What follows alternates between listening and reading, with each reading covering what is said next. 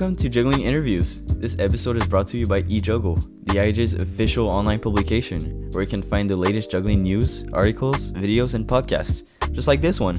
If you want to check that out, you can head over to their website at juggle.org/ejuggle, or with the link in the description. This episode is also sponsored by Play Juggling. On their website, you can find high-quality props like balls, clubs, rings, diablos, poise, fire equipments, flower sticks, glow props, and tons more. Head over to playjuggling.com and use my code XavJuggles, XavJuggles10, to get 10% off your next purchase. It's a great way to support me, so thank you a lot, Play Juggling. Now let's get to the episode.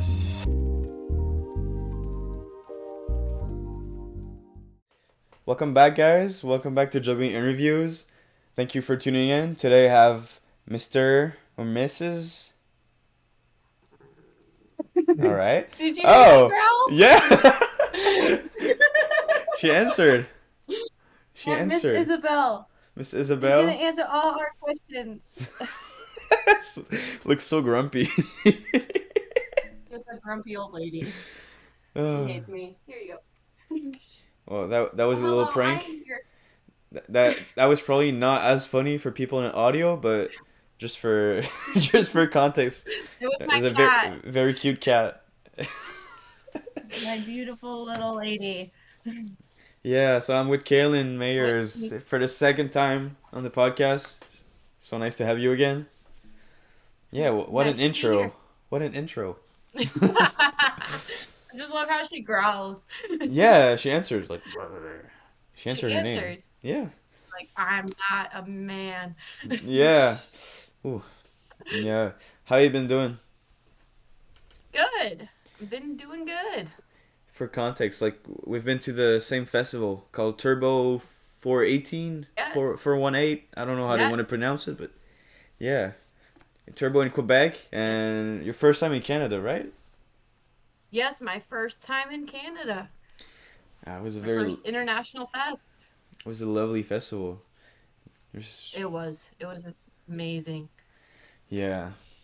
In the first podcast episode we did, it was on my own channel, which dates back from maybe 1 or 2 years from now.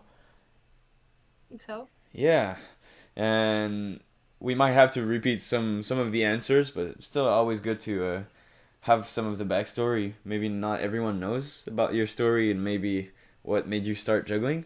So yeah, let's just get into that real smoothly, and then we'll move on to new stuff. So, Kaylin, how did you start juggling? How did you get introduced to juggling?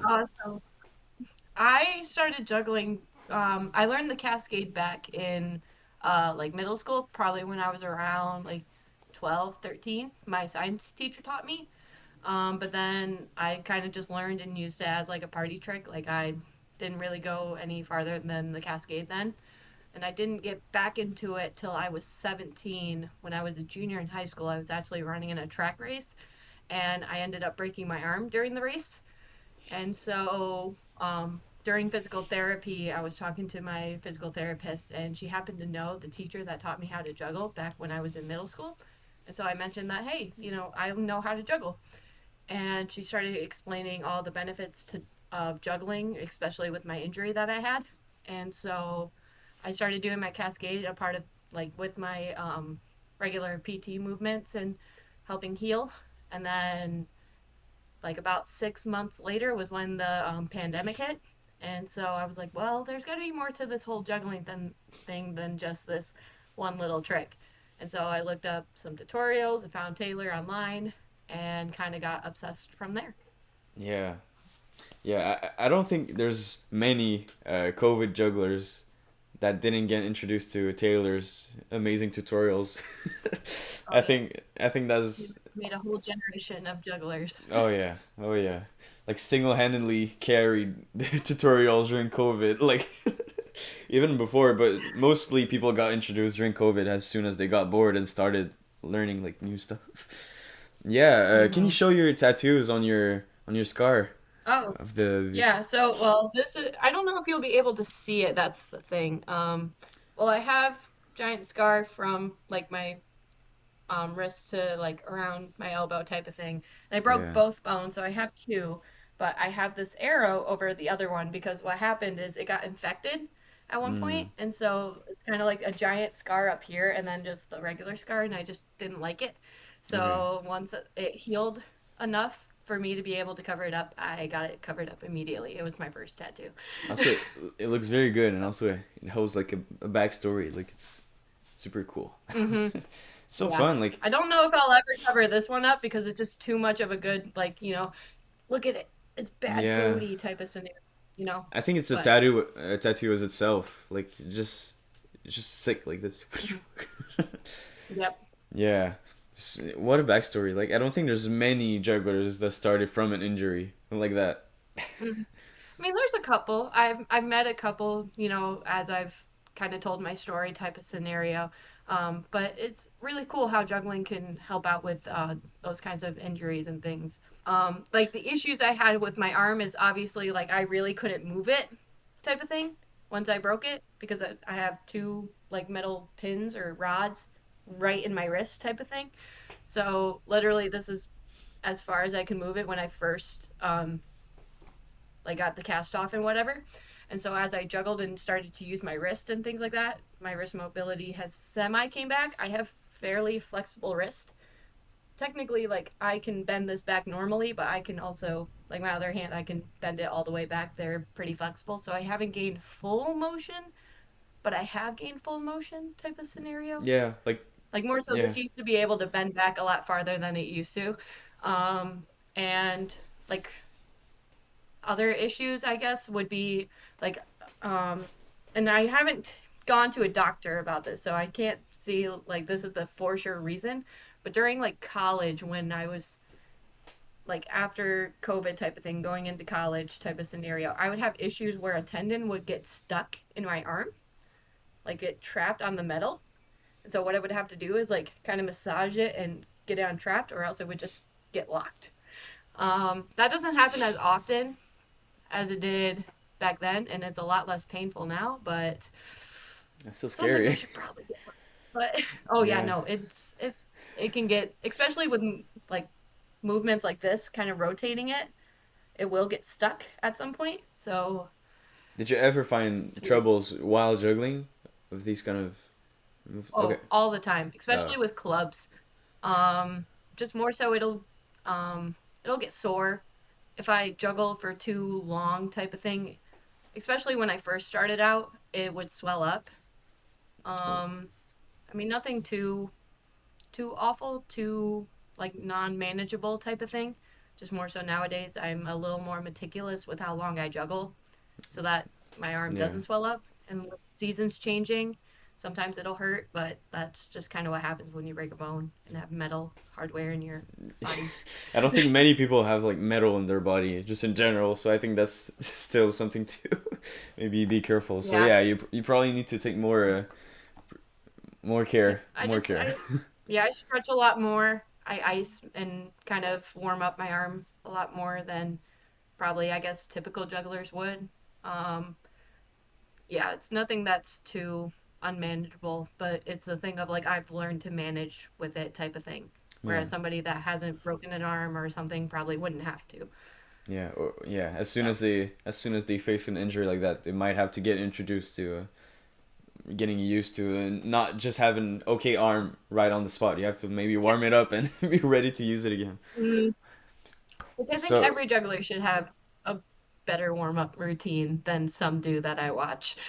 yeah, yeah, yeah. Since it's the first week, I mean, now we're 2 days after, but it's the first week of January, uh, 2025. Can you sum up what your 2024 year was like? Ooh, my 2024 or 2024 year uh looked I have talked to a lot of people about it, and it's more so I say it was my least eventful year because after I started juggling, it was just like one big thing after another and another and another. Whereas last year, it felt very much just low key and gradual with a lot of growth. I 2024 was my first year teaching at my Great Lakes or at the Great Lakes Circus Center here in Grand Rapids, Michigan.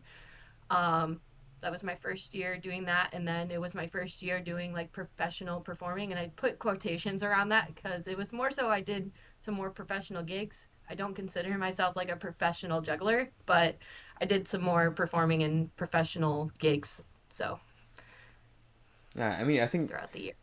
I think showing up your skills online and getting enough recognition and enjoyability from people enough to make you trust into people contracting you and giving you money would make you a professional. I think you're still somehow a Mm, professional juggler. Um, Yeah, I think getting I money from your I skill. definitely like I guess my definition of a professional juggler, and it's like it's mine. I'm not saying that this is the definite um definition. I consider it as somebody that not only like makes their income off of juggling, but also kind of pretty much knows exactly um, their juggling, what to do.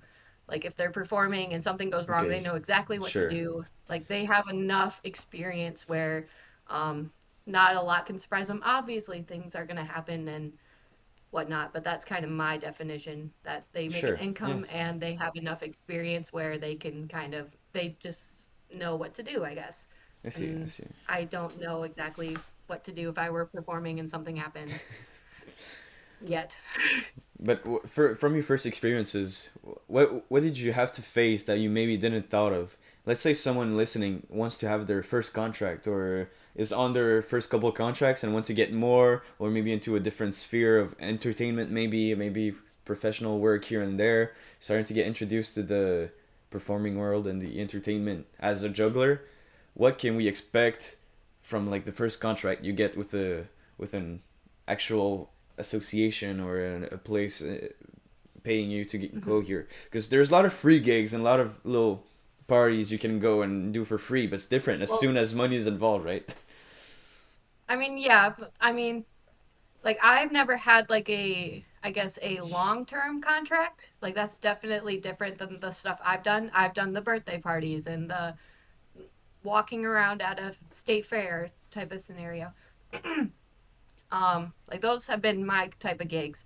And I guess people looking into it, um, or getting into it, connections matter, I guess. Well, they do and they don't in the sense of if you're more connected, you're going to get some more opportunities, I guess. Um, Even I'm trying to think. Uh, More so doing as much as you can, doing those birthday parties, doing whatever you can get your hands on, especially if you don't know exactly what you want to do. Um, those help out and it gives you experience because once you get to those bigger gigs or bigger performances, they want people that have experience. So the little things matter. Um, and I mean, it's hard because I don't have very big professional experience, so it's hard to tell people, this is what you need to do because I'm still learning. But I mean, it's helped out personally for me connections wise, not only like getting gigs, but also let's like I had my first street performing kind of gig this summer, and so I was able to reach out to a bunch of people being like, "Hey, what do I need to do? What are some things I need to know?" And all of them were able to help me out. So that's what I should say when with connections more so that like rely on other performers, ask questions, um, ask for tips. More than likely, the majority of jugglers will help you out. Yeah, I think even more in juggling. I think it's such an open community. You can ask everyone about anything, and they Mhm. can all help you out at their level. Like wherever Yeah. they are on the scale of the performing, or even if they're like a bedroom juggler, everyone have Hmm. tips to share about anything. So everyone can just Yep. help out everyone. And yeah, like you said, connections are so important. Like how do you prepare to do an act? Let's say it's like the next month. You know exactly in 1 month you have to Mhm. be at that place. How do you prepare yourself to get an act, and what kind of mentality you need to have? Yeah, I guess there's a lot of stuff to it. Um, because I've been in certain shows where they want a specific kind of act. And with me right now, Like I don't have acts that I can just pull out of here type of thing. And even just making an act, you want something that you're able to just do all the time type of thing. And with my lower, like kind of low key gigs type of thing, it's different. So first off is just having material, having an act or a show type of thing, spending time on it, making sure that if somebody wakes you up at 3 in the morning and says, do your act, you can do your act type of scenario, you know. Um, because I'll see it a lot where people are like, I have this act, but I haven't practiced it in a while. It's like, well, practice it. um, and I guess it depends on what the gig is, you know. If it's a just a regular, it's hard. I don't have a ton of advice because you're asking stuff that's a little bit out of my experience. I'm not gonna lie. Um, yeah, it depends on what the gig is. If you're just roaming around for 2 hours type of thing, okay, like when are you gonna take a break? Because you need to take a break at some point. Are you gonna do like half an hour of walking around and then take a 5 minute break? What where are you performing? Is there shelter? Are you able to take food or water breaks? Obviously making sure that that's like negotiated either in your contract or with whoever you're hired by. Um, just like if it's a birthday party, are you doing it for kids? Where are you going to store your props safely so that kids aren't getting into your stuff? Because I've made that mistake. If it's a corporate event, it's all dependent on what exactly the gig is, but I would it's But let's say I'm so sorry. it's okay. It's I think that's super. Like, there's a lot of stuff I didn't think right there. Like, need to store my props. Need to like, also as performers, we need to like have breaks and actually have time between your acts, or if it's like during a whole day. But let's say in the practice sessions, let's say you're at home and let's say you did the IJ open stage, or was it a competition? I performed in the welcome show. Okay, there you go. So let's say you were a month before the welcome show. How does your practice sessions look like? Do you allow yourself to learn new tricks, or are you like super focusing? Yeah, tell me about that. No. So I will say like welcome show was my first ever time actually like on stage and performing. And so I had about 6 months to prepare and act. And so probably a month before that, I was just running the routine every day, at least once a day. Um, And essentially, once you have that act, and let's say, I mean, there can be some things that need to be fixing and stuff like that. But personally, if in the sense of like, if you're trying to be like, "Ooh, I really want to put this trick," and but I don't have it down. Personally, this is my philosophy. Some people might be different, but if you don't have the act or if you don't have the trick down, where once again you can't wake up at 2 in the morning and just nail or at least qualify the trick, don't put it in because obviously you risk dropping during the act, you risk the timing, you miss the punchlines potentially. So personally, I try not to put tricks that I can't do, um, which was probably one thing during my welcome show act that I underestimated. Was I tried to put some tricks that I couldn't do and I dropped, obviously. um, but yeah, probably a month before is just really making sure that your act is down, fixing the pieces that are not, down and dumbing it down even more so that it's good. Um, and yeah, I guess that would be it. I would like Yeah. to feel like. And also, it's difficult when you think about performing for jugglers. It's even more difficult because you're trying to Mhm. be relevant in different spheres. Because if it was a non-juggling audience, or just even like a kids' party, it's a bit easier to have like punchlines and wow moments. When with the jugglers, you might have to be a bit more unpredictable or use up a little bit more creativity. I You mean, don't not agree? really. Especially when you're performing for jugglers, like not only do they understand what you're doing, what tricks are hard, but they also understand like how hard it is to perform. So they're always going to be supportive of you. not many jugglers will be like, "Oh, that was that was a shower. Why are they putting in a shower? That's so easy. No one's gonna do that." Trust me. I've learned that it's not what you do, it's how you do it, type of Yeah, thing. yeah, yeah, Even with juggling audiences. So you don't have to be predictable. You just got to be yourself. yeah. Wow, we should we should have that as a quote. We need to write it on screen right now. That's such a good quote. Yeah. Also, a funny moment from our last episode we did was when I accidentally pulled out of nowhere saying, "Oh, you were in top 40 last year," which out of nowhere, I love this moment so much. I was like Dude, completely, I laugh about that so much. yeah, I Especially now that I've been on it. yeah, there you go. So that's why I was getting on.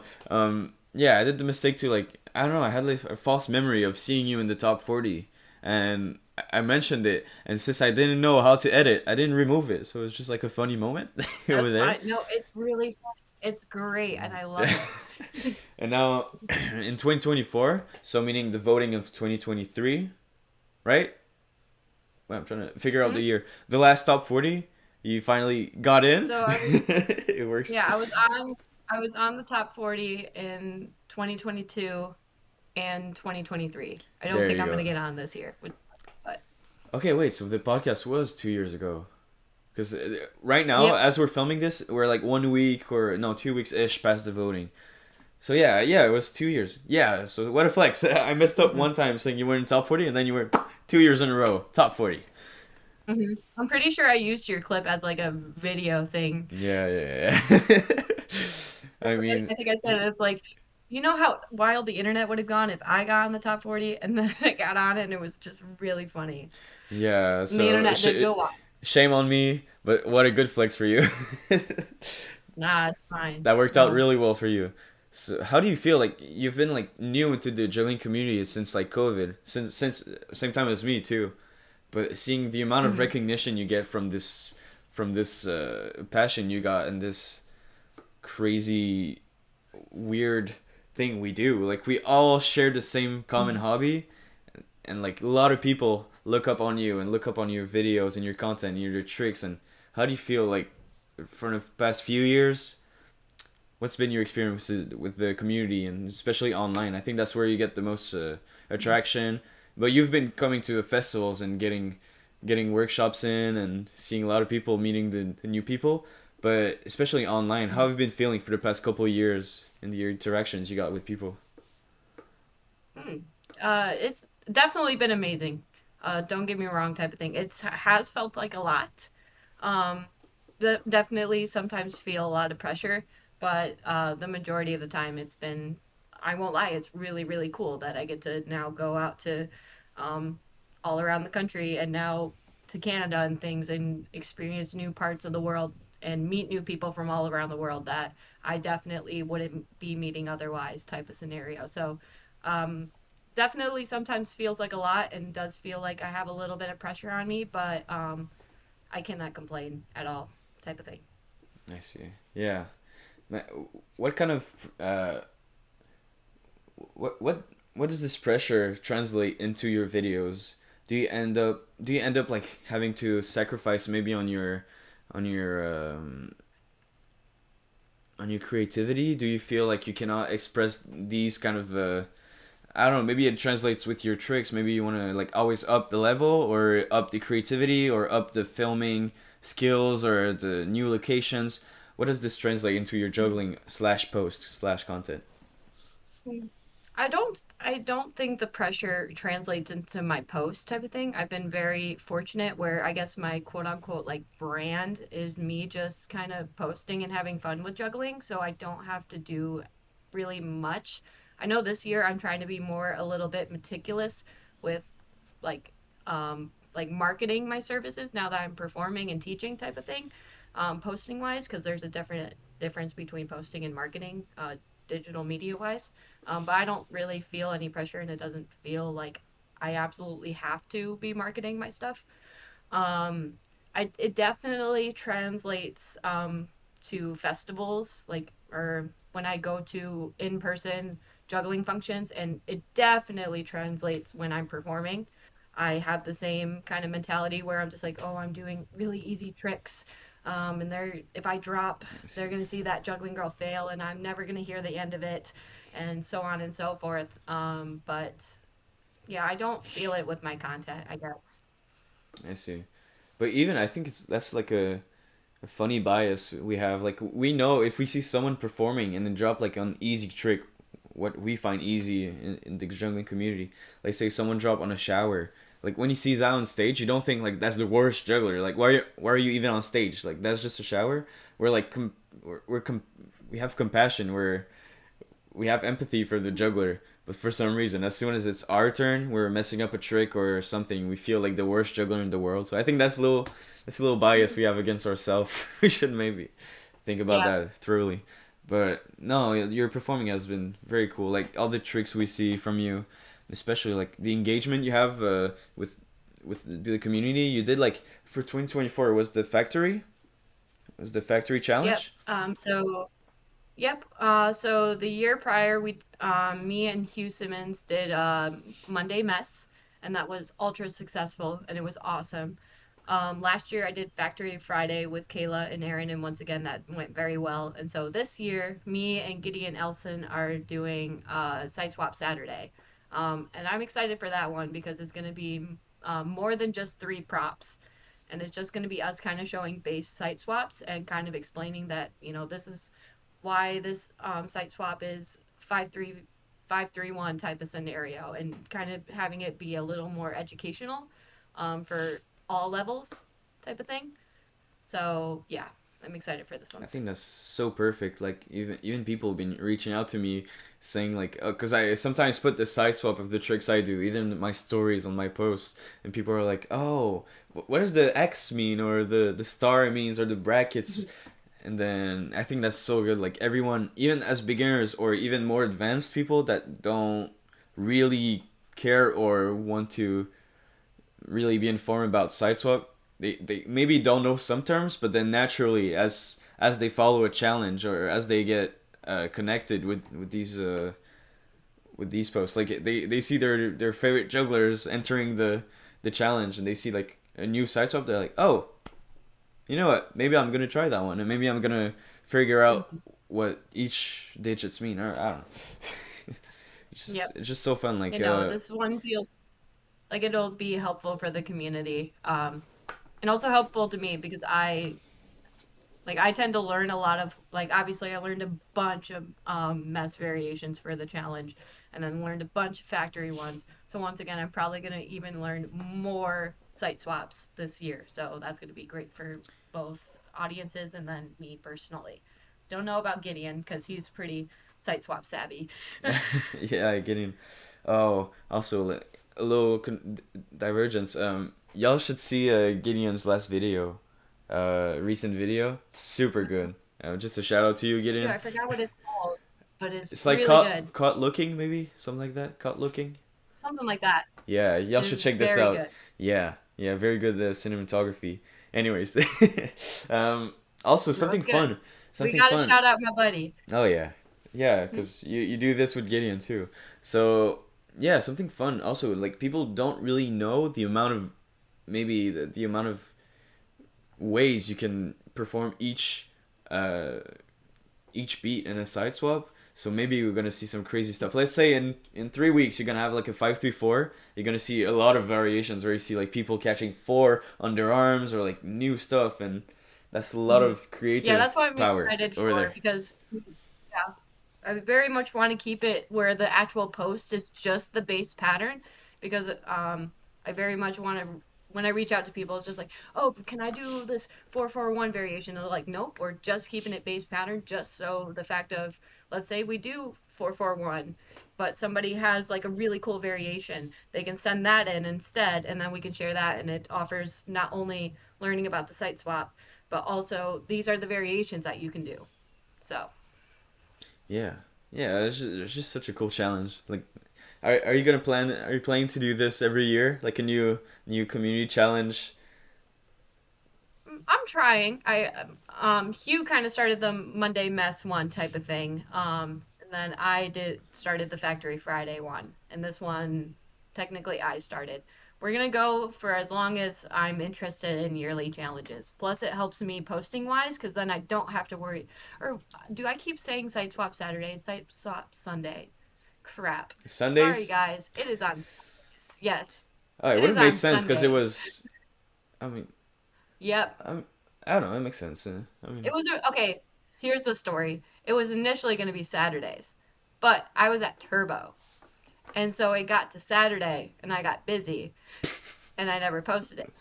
So I what see. we did is we changed it to Sunday. So that is why I keep on saying Saturday. And I'm so sorry, everybody listening. It is Siteswap Sunday. What if? Yeah, I mean, it worked It's okay. because It's it not. still sounds good. Like Yeah. it rolls nicely on the tongue. Saying Sideswap Still Sunday. starts with an S. I'm just more so the other yearly challenges. I'm gonna have to think of okay, what else juggling wise starts with a W, and Yeah, how can I make yeah, something yearly out of W? Because I yeah, try to keep it like or like obviously MM, FF, SS, and yeah, so on and so forth. yeah, Um, yeah, yeah. To have a catchy name so people anyway, remember it. Yeah. yeah, Um, but it's Site Swap Sunday. Sideswap Sunday. Still, it's the first week. Free everyone. Maybe as we post this, there's maybe gonna be one or two extra weeks that you may have posted. Hmm. So check out on Kaylin's page. Maybe on do Gideon post them too? Is it Yep, shared posts? Yeah. me and Gideon. So Yep. you should check the variations. And do you have a hashtag like a Sideswap Sunday hashtag? Sites. Yep. So let me actually look. My brain is not braining, as all of you can tell that it is. So yeah, Site Swap Sunday 2025. Awesome. So if y'all wanna like check out all the variations, just click on the hashtag and you'll see all the different posts on each week's. Mhm. Yeah, it's just so fun to have something with the community. Also, just it's very engaging when you do shared posts and you have like and you're entering a post and then you all reshare. You get to promote new accounts or yeah, Mhm. it's just awesome. Like beginner friendly tricks can also be reposted and shared, and a lot of people can have visibility on them and discover new talents. Yep. It's super nice. Um, are you gonna go to a festival soon? You Mike told me you have something new coming up in January. Yep. So as of filming this, January, blah, blah, blah. So we're filming this on January 9th. So next week on January 18th, I'll be performing at MadFest in Madison, Wisconsin, in the U.S. And then the week after that, I will be performing at Game of Thrones in Palo Alto, California with Gideon. So, Ooh, yeah, nice. So I wish I could come to more festivals. I would have come to these kind of festivals, but yeah, I hope that works well. So, have you got a new act you're working on at the moment, or is it the? um, for these ones, no, but I am working on a new act that I'm hoping to perform at a show in April. I can't quite talk about it yet, or at least about the show, mainly because I don't know if I'm going to be in it. I'm technically auditioning. But I'm very excited about it. It's about a like a topic or subject that I'm very passionate about. It's going to be a little more kind of a serious tone. So more so, I'm very excited that if I get to perform it, that um, or more so, I'm very excited for if I get to perform it. I should say. Even I think having a serious act or something that touches you personally in a personal level. I think these are the acts that are like evergreen. I don't think they ever go out of style because it's always like even if it's like you at that moment, maybe in 2 years you're not gonna feel like how you feel right now making this act, right? Even if it ends up growing on you and not really fitting your the context you live in. I don't know if it's talking about an Hmm. event in your life. It's still like it's still there. It's still a proof of what happened to you or how you felt in that moment, and that's always like inspiring and it's just inspiring yourself no, inspiring your acts based on yourself and your experiences makes like Hmm. very gemstones. Like they come from something real. It's not just. I mean, there's still some good acts just for entertainment like purposes where you just do cool stuff and it works everywhere with anyone. But these kind of acts that goes I'm trying to find the word within yourself, like internally. Yeah. Yeah, it's just so nice. How do you like? Let's say you had to create an act in the next week or so. How do you plan your acts, Hmm. or do they come out of nowhere? Do you just like have a note on your phone and you go off Mm, from there? Um, I mean, it just dependent. There's a couple of shows I've done where specifically they ask for like a specific theme, so then I have to make my act according to that theme. Like I have a very kind of bitty, I'm trying to think of the word. Um, it's to electro swing. It's a vintage act type of scenario, so everything is based around that. But if I were to just make an act just to make an act, I would more than likely, for me, I try to find music first. Um, for me, that helps out with the process just because I can visually kind of see as I'm listening to a song, like what the environment's going to look like, what like stage props would I put on, or would I have any at all. And also with that, I can see the story, what my character might be in the, because I like to do it to some kind of story or some kind of character that I can lean into, especially when like if I drop or things like that. I have a act that's kind of school themed, and my character is just kind of gaining their confidence as the act goes on, and not really worrying about what anybody is saying or anything. So if I drop, I can just very much lean into my character and be like, "Oh, I dropped. Okay, cool," and keep going, type of thing. I can hide my drops that way, and that's why I like going into characters personally. Um, and then with that, so once I have kind of the music, I have my kind of story, I have my character, then I would start choreographing everything to the music. And I think that's probably where about it, I would like to say personally. I think I focus that's more on story. I've met a lot of jugglers that will like make the choreography first and then come up with like their story and their character, which is fine. That's definitely not wrong. There's no wrong way to make an act or a show or anything. But I like to do it that way just because I feel like I'll have a better understanding of what I want to portray on stage, especially like facial emotions, how I would actually like juggle. If I were to do a cascade, okay, am I standing upright? Am I kind of sad or depressed, so I'm have a little less form to it? Am I upbeat and happy and I'm just dancing around while I'm doing it? Like those are kind of factors that I like to be aware of when I'm making an act. yeah. I think that's so good. Like you construct a world where your character lives in.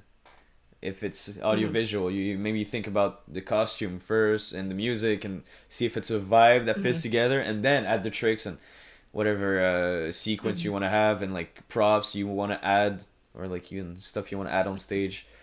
Yeah, I think that's so fun. Like even characters can be so strong. Like you can have the same act just performed with a different character or a different demeanor. Every trick's gonna look Hmm. real different. I think that's a super Yeah. fun thing of performing. Like like let's say you want to have the Siteswap bot do your act. You type in all the little moments. It's so boring. I mean, depends on the tricks. Like yeah, depends on what you Hmm. do on stage, but usually like some of the best acts they might be like technically impressive, but a lot of times because of the performing and how much the person gets into the character or gets into the fits the music super nicely and it really goes out of the notebook. Like it's not objective anymore. Like it's so subjective, and that's maybe where the score comes the words right. I think that's where it scores well. Like from each person, maybe some people really engage with the character and they really like the interpretation, and some might don't. But still, I think it's still like one of the strongest form to share your act, just to put yourself into a character versus just yourself doing something. And I mean, you can be just yourself in doing something, but there's a little bit more to just like I obviously have seen so many amazing, beautiful technical jugglers type of thing. And it's more so a lot of those people even have just a little bit of musicality, even after they're doing a big trick, having a little pose type of thing, having some kind of stage presence and some kind of charisma to the audience type of thing is so important that I think people kind of underestimate when performing. That it's once again, you can do the hardest things in the world type of thing. But if you don't have something else to deliver on stage, audiences aren't going to be receptive. Juggling audiences, maybe because we understand like how hard the tricks are type of thing.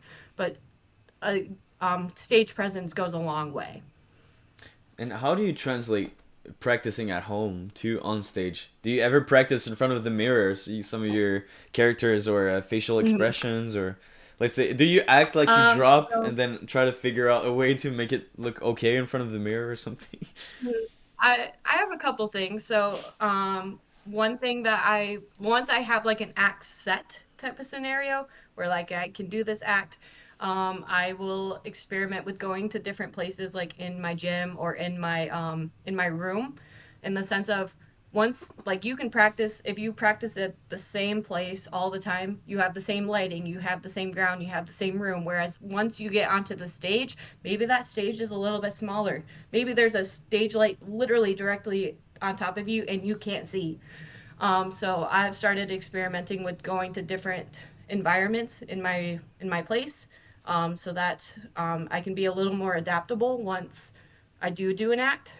Um, Another thing that I will do when I have an act is I will practice it in different, I guess, themes, or more so, I will do the act as big as I can. I will do the act as small as I can. I will do it extremely angry, happy, sad. Not necessarily to, like, both to practice it, but also there might be some different character things that I can experiment with. And also just practicing it as big as I can. I do a thing where I will kind of pretend to be whatever character I am and drop the ball in the sense of, like, let's just say I do drop. How can I get back into my sequence, both smoothly in character and also where it doesn't screw me up, like getting back into character or not getting back into character, getting back into like my patterns or whatnot. Because definitely my first performance, the last 30 seconds, all I did was drop. Because what I would do is I would drop, I'd panic, I'd quickly pick it up, and I would try to go as fast as I can back into my pattern, and then I would drop again because I was trying to go as fast as I could, and just kept on doing that. Yeah. Whereas I learned now that once I drop, I just need to take a second, breathe, and then go back into it, type of thing. I run the pacing of my act, type of thing. I think So that's I feel like those are the main things that I personally, not saying that this is like you absolutely need to do these, but those are the things that I do that's so when fun. Like practicing. I think I did one act in front of people, like one because I usually practice maybe, and then if a couple or like a family comes on the other side of the street and like start clapping or something, I turn to them and do tricks, but that's not like performing an act, right? So I performed one Mm-hmm. act for a Halloween show with the theme of Halloween for music and characters and costume, Mm-hmm. but I should have done your thing where I go to different places, maybe with different lighting, with different height, because I only practiced that Mm-hmm. act in a squash court, which is a very Okay. different very different setting Mm-hmm. than on stage. And then I ended up like Mm-hmm. hitting the roof so many times on stage because I practiced my, let's say I had a moment where I did like 5 club multiplexes, and my my triples were always hitting the, the ceiling, so I had to like nerf my trick and try to do Yep. as small as possible. So I think it's just so smart to Yeah. like be prepared to any situation. Maybe also temperature. You Yep. don't know if you're Always be performing prepared. outside, so you should practice in the rain, on a sunny day, on a windy day.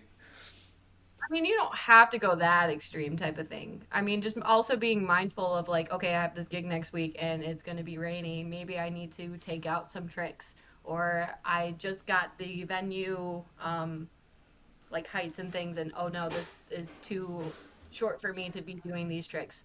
what am I going to do? Kind of once again being adaptable to those kinds of things. You don't necessarily have to like practice, I guess, or more so just be mindful to be able to change. I should say one thing is that to be when performing, also be mindful of like the things that you're gonna bring, I guess. More so my particular act that I have with the school, I require a desk for mine. And that was the first ever act I made. And now I'm realizing that, like, oh, when I travel out to California, how am I going to get a desk there? Luckily, I've had that figured out, but it's something like mindfully, I was like, oh, I did not think this through when I was first making this act. That, like, now I can't really change things because the desk is so integral to certain aspects of it.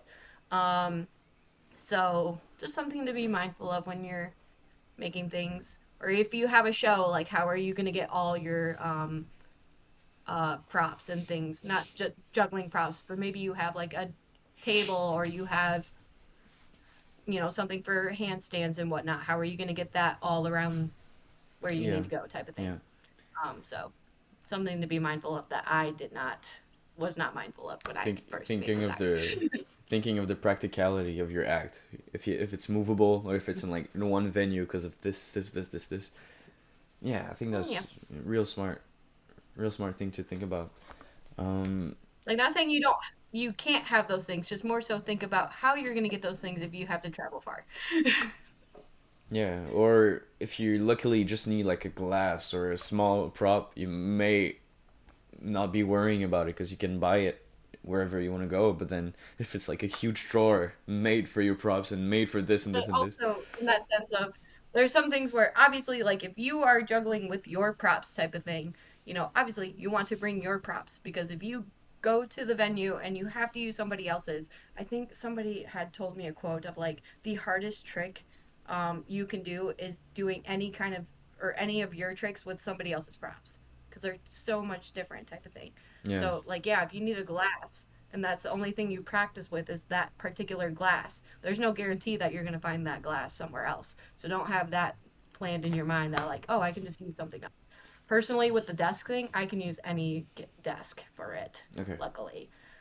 But still, yeah. I totally get it. I totally get it. Yeah. I mean, before we wrap up, do you have another subject you want to talk about, or you think we might have missed out on? mm, I don't think so. Do you want to shout people out? Um, People you want to put under the spotlight that impressed you this year, or that you want to share the content? that impressed me this year. Ooh. Well, I have to. I mean, I have to put Gideon just because he's my buddy, and we're doing the Siteswap Sunday this year, so y'all need to check it out. Um, I mean, I have to shout out the prop shop. That's my sponsor. Um, I have to shout out Taylor because she's my buddy. I have to shout out Aaron and Kayla too because they're my buddies. Um, I have to shout out the Great Lakes Circus Center because that's where I teach. And if you're in the area, you should totally take lessons or come visit me and say hi. Mm, I don't know what else, I guess. Um, Oh, oh no! Second, sorry everybody, my camera turned off for no reason. it's okay. Guess I'm sorry that I answered quite all your performing questions because it's complicated. It's Yeah, a lot more complicated than I thought it was going to be. But it's I guess my like I guess final like advice for anybody getting into performing is to do it. You know, I was obviously terrified when I first performed, and you're going to be. It's normal to be scared. It's normal to be terrified. But if you really want to make it a thing, you have to go out and perform. And I mean, doing the birthday parties, if you're going to a festival, see if they have an open stage or email and be like, hey, I'm just getting into performing, but I would really like to be in your show, seeing what happens there. But just going out and performing and doing it as much as you can because you're gonna learn as you go type of scenario. So do it as much as you can, and you just have to do it. If you Yeah, want to do it, you gotta do it. it's just like juggling. Like you can juggle as much as you want, but as soon as you're on stage, there's also the stage presence. And if you don't practice the stage presence, I think that's something you might miss out on if you don't ever perform. I mean, yeah, and also like and if it's something that you really want to take seriously, I recommend doing dance classes, taking improv classes, theater classes, um, especially working out. Juggling is a physical sport, and so is performing. So you got to be taking care of your health. And endurance is something that I have very much underestimated now that I'm performing. How much movement I do, and how much towards the end of my acts, like I will be spent entire type of scenario. So I'm working on endurance training. Um, just doing that, taking classes, taking extra things that aren't juggling related will very much help you. And also asking other jugglers that perform for any kind of advice. They will definitely help. And they've helped me so much throughout this whole journey. So, Yeah, that's awesome. Yeah, what a positive message. I like it. So, as we wrap this up, what can we expect from you in 2025 this year or in the future? hmm. So hopefully a lot more performing. I have some gigs already lined up for towards the summer that I'm really happy to announce when I can. But more recent, I will be performing at MadFest and Game of Thrones. So if you're able, excuse me, if you're able to go to either of those, go nuts. Come on by. Um, Other than that, just kind of me posting crazy, stupid juggling videos that hopefully people will like. Yeah. As So, so everyone should take a look at that juggling girl. Can you point down at that juggling girl on Instagram, even on YouTube? Y'all should look at the content, give it a follow, give it some likes, comment, interact with the posts, reach out from podcast, say you from the podcast episode, and you're gonna send out an emoji. You know what? Let's do something. Everyone that comment from the podcast, everyone comment well, a train emoji, and you're gonna respond a or what? yes. What emoji are you gonna Train respond? emoji. We can do a train emoji. All right, perfect. So if you wanna get a train emoji from Kaylin, go go comment a train emoji on posts. Yes. Do it. All right. So All thank you right. everybody for listening to the podcast and leaving leaving reviews and comments. I like to read y'all. Thank you for interacting with the podcast and with the posts. So thank you all for listening. Have fun juggling and thank you, Kaylin. No problemo. It was fun. Yeah. See you everyone. Keep juggling.